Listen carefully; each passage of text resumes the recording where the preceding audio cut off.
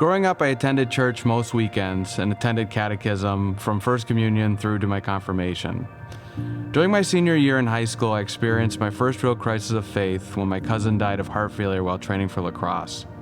I blamed God for taking my cousin, which eventually became a convenient scapegoat for all of my problems.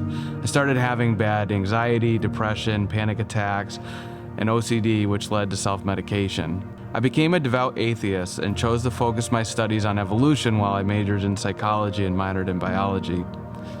This became my religion, where I learned I was not responsible for my actions because there were no guiding principles in nature. I believed that everything was predetermined because we evolved to behave the way that we do. As this carried on, I became an outspoken opponent of religion. I would often debate my fellow students and co-workers to get them to stop believing in anything outside of a naturalistic worldview. While it may seem that my worldview was now complete, I was actually at my lowest point. Shortly after this, I met a girl who would later become my wife, and she convinced me to try faith. We started attending some churches, and I enjoyed the good feeling I got from attending. Some of the Bible verses were actually pretty insightful. I drifted back towards faith and even started referring to myself as a Christian again. However, I continued to live the life that I wanted to live, where I was the center of my world. Eventually, our relationship fell apart a couple years after our daughter was born. It was at this time that I really started to look for a deeper relationship with God.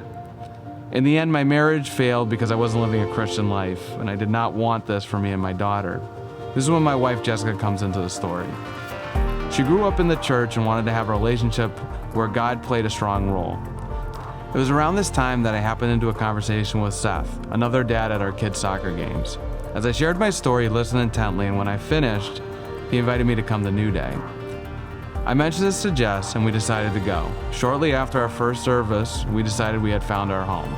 My favorite part was when my daughter said, "I prayed to Jesus, and then I got to play." Jess and I knew then that this was the place for us. The story does not end here, however. The best part was that when Jess and I made the decision to be baptized, and were able to have Seth baptize us.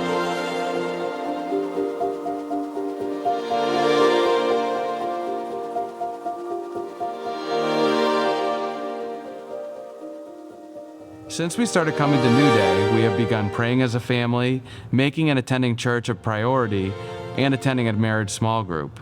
New Day has encouraged us to incorporate Jesus into our everyday life.